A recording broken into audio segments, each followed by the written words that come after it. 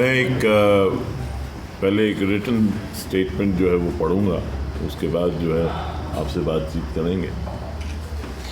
ये हम सभी के लिए बहुत खुशी की बात है कि देश के यशस्वी प्रधानमंत्री श्री नरेंद्र मोदी जी 10 दिन के अंदर दूसरी बार देवभूमि हिमाचल में आ रहे हैं।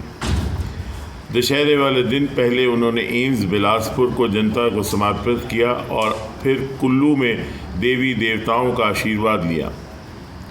अब यशस्वी प्रधानमंत्री माननीय नरेंद्र मोदी जी भगवान शिव की धरा चंबा आने जा रहे हैं।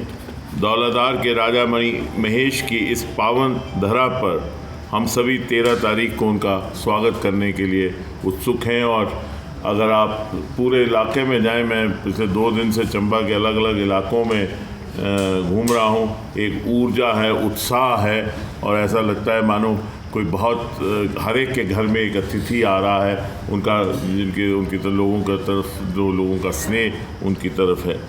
ये दिन न सिर्फ चंबा के लिए बल्कि पूरे हिमाचल और पूरे देश के लिए ऐतिहासिक होने वाला है।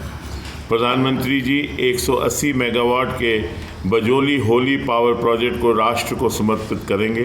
साथ ही 2 और पावर प्रोजेक्ट्स का भी शिलान्यास करेंगे। चांजू तृतीय चरण 48 मेगावाट और देवथल जानजू 30 मेगावाट। प्रधानमंत्री जी यहां से प्रधानमंत्री ग्राम सड़क योजना के 3रे चरण का भी शुभ आरंभ करेंगे। ये वो क्रांतिकारी योजना है जिसने हिमाचल ही नहीं बल्कि पूरे देश के गांव-गांव की कनेक्टिविटी दी है। हिमाचल प्रदेश में सड़कों की कुल लंबाई 36,000 किलोमीटर से ज़्यादा है और इनमें से 19,000 किलोमीटर सड़कें प्रधानमंत्री ग्राम सड़क योजना के तहत बनी हैं। अब 3रे चरण के तहत 3160 किलोमीटर सड़कें बनाने का लक्ष्य तय हुआ है। इसके साथ ही प्रधानमंत्री जी यहीं से ऊना के हरोली में बने जा रहे बल्क ड्रग फार्मा पार्क का भी शिलान्यास करेंगे। इस बात की बहुत खुशी हम सबको कि इस डबल इंजन सरकार में इस प्रोजेक्ट को सैद्धांतिक मंजूरी मिलने के 14 दिन के अंदर ही राज्य सरकार ने केंद्र को डीपीआर सौंपी और ये डीपीआर जो है वो तुरंत मंजूर हो गई और साथ में 300 करोड़ रुपए की पहली किश्त भी जारी की गई। 14 दिन के अंदर डीपीआर बनी, 14 दिन के अंदर डीपीआर सबमिट हुई, 14 दिन के अंदर केंद्र से मंजूरी आई और 300 करोड़ रुपया जो है वो इसकी पहली किश्त भी जारी हो गई ताकि काम जो है जो बल्क ड्रग पार्क है उस पर शुरू हो जाए। ये दिखाता है कि डबल इंजन सरकार जो कहती है वो करती है और जनता के कल्याण के लिए ऐसे काम करती है जिनके बारे में विरोधी पार्टियां सोच भी नहीं सकती। बिलासपुर एम्स भी इसका उदाहरण है जो रिकॉर्ड समय में बनकर तैयार हुआ। भाजपा की सरकारों में जो वादे करती है उन्हें ज़मीन पर उतारती है, शिलान्यास भी करती है और उद्घाटन भी करती है। प्रधानमंत्री जी का हिमाचल से एक विशेष लगाव है। पार्टी प्रभारी रहते हुए उन्होंने लंबा समय हिमाचल प्रदेश में गुजारा है। वे चंबा जैसे मुश्किल भौगोलिक परिस्थितियों वाले ज़िले में भी घूमे हैं। वो जानते हैं कि चंबा के लोगों की ज़रूरतें क्या हैं, उनकी समस्याएं क्या हैं। इसलिए वो ये भी जानते हैं कि इन ज़रूरतों को पूरा करने के लिए और इनकी समस्याओं को कैसे दूर किया जा सकता है।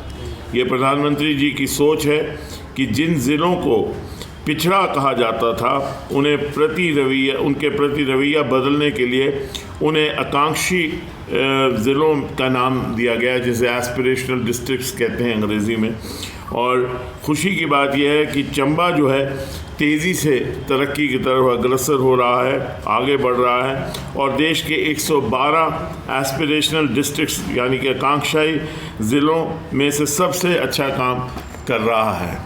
माननीय प्रधानमंत्री जी 13 तारीख को यहाँ तशरीफ़ ला रहे हैं और उनका जो हिमाचल प्रदेश की तरफ एक लगाव है वो ये इस बात को दर्शाता है कि वो 10 दिन के अंदर दूसरी बार हिमाचल में आ रहे हैं। मंडी उन्होंने पहले आना था लेकिन वो बारिश की वजह से वो कार्यक्रम जो था वो स्थगित हो गया और वो रुक गया। और वहाँ पे भी जिस किस्म का युवाओं में जोश था, तकरीबन 1.25 लाख की युवाओं की जो वहाँ हजूम था और वहाँ से जो आवाज़ निकल रही थी वो ये दर्शाती थी कि यहाँ के लोग कितना प्यार, कितना मोहब्बत और कितने खलूस के साथ प्रधानमंत्री जी से मिलने आते हैं और उनकी तरफ देखते हैं। देश पूरा उनकी तरफ देखता है। माननीय प्रधानमंत्री जी केवल राष्ट्र के प्रधानमंत्री नहीं हैं, केवल इस राष्ट्र के हमारे नेता नहीं हैं, वो तो एक विश्व के बड़े नेताओं में से उनकी शमूलियत होती है। और 2014 में जिस महायज्ञ को उन्होंने रचा और जो राष्ट्र का महामृत्युंजय उन्होंने रचा, वो आज रंग दिखा रहा है, क्योंकि भारत जो है विश्व गुरु बनने की कगार में है। और यहाँ पे भी पिछले 5 बरस में जिस किस्म से सरकार ने अपनी कुशलता के साथ और ट्रांसपेरेंसी के साथ काम किया है और जिस तरह हिमाचल प्रदेश को एक नई माननीय प्रधानमंत्री जी की दिशा निर्देश के मुताबिक जिस तरह से एक नई दिशा दी है, एक नए हिमाचल का गठन हुआ है और नए हिमाचल की नींव रखी गई है। इस 5 साल में एक नया हिमाचल की नींव रखी गई है और अगले 5 साल में उस नई नींव को मजबूत तरीके से नया हिमाचल पूरे भारतवर्ष में दिखेगा। ये हमारी कोशिश और हमें पूरा यकीन है। मैं पिछले 1.25 महीने से विभिन्न इलाकों में घूमा हूँ, आपसे भी एक बार मिला हूँ। लोगों में ने फैसला कर लिया है, लोगों ने मन बना लिया है। रिवाज हिमाचल में भी बदलेगा, सरकार दोबारा भाजपा की बनेगी। उत्तर प्रदेश में रिवाज बदला, उत्तराखंड में रिवाज बदला। वैसे तो 2014 के बाद हर रिवाज बदलता ही आया है और इस बार लोगों ने भी ये फैसला हिमाचल के किया है कि दोबारा ये डबल इंजन की सरकार यहाँ कायम करके उस नए हिमाचल को और मजबूत करना और नए हिमाचल को भारत का एक सितारा बनाने का मन बना लिया है। धन्यवाद। ऐसी क्या व्यवस्था की गई है कि कार्यकर्ताओं को कोई परेशानी नहीं हो रैली के दौरान, जो दूर दूर से लोग भी आ रहे हैं, उस तरह पार्टी की तरफ से क्या हर किस्म की? देखिए, बेसिकली तो एक सरकार का फंक्शन है, लेकिन पार्टी जो है, पार्टी के जितने यहाँ तरुण कपूर जी बैठे हैं जो कि यहाँ हैं और सारे हमारे संगठन मंत्री जो हैं अपने पवन राणा जी यहाँ हैं, आज अध्यक्ष भी यहाँ आ रहे हैं। जगह जगह लोगों के साथ संपर्क हो रहा है, लोग खुद आना चाहते हैं। लोगों के एक भावना है, एक होता है पुल, एक होता है पुश। वो तो पुल इफ़ेक्ट है जिससे आप बात करिए। मैं कल सोनटी में था, डलहौजी में था, मैं मनोला में था। लोग ये कह रहे हैं कि लोगों का अगर बस चले वो पैदल ही चल पड़े। आप व्यवस्था की बात कर रहे हैं, लोग सुनना चाहते हैं। और मुझसे एक बुज़ुर्ग मिले जिनकी उम्र कोई तकरीबन 86 या 87 साल थी। तो उन्होंने कहा कि मैं 10:30 बजे वहाँ पहुँच जाऊँगा, क्योंकि ये मेरी जीवन का एक बड़ा लक्ष्य था कि मैं माननीय प्रधानमंत्री जी को देख पाऊँ और ये मेरे चंबा आ रहे हैं तो मैं जाऊँगा। मुझे कल डलहौजी के बाज़ार में एक लड़का मिला, यश नाम बताया उसने। ये क्या नाम बताया? यश शायद, वो पुणे से है।